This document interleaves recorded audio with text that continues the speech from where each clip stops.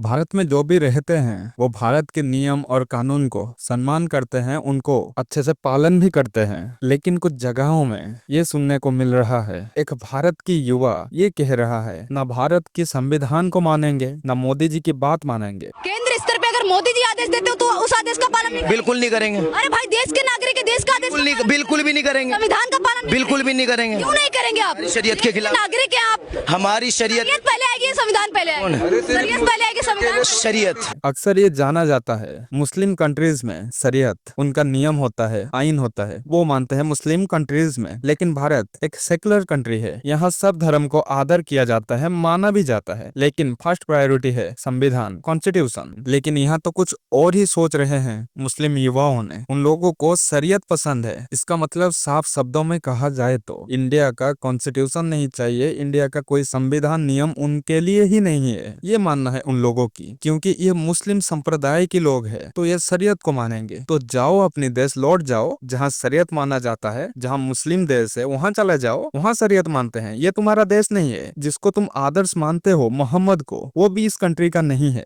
मोहम्मद साहब जिस कंट्री का है वहाँ चले जाओ। मेरा देश बदल रहा है, भारत के रहने वालों को संविधान नहीं शरीयत मानना चाहिए। यानी कि भारत एक इस्लामिक कंट्री चाहते हैं ये लोग। आज के समय में देश की स्थिति में है, आपको हमको हम सबको पता है। प्रोटेस्ट हो रहा है, दंगा हो रहा है। इन लोगों का सिंपल फंडा ये है, पहले जाओ फिर संख्या बढ़ाओ फिर कब्जा करो। यही तो है इस धर्म का पहला धर्म।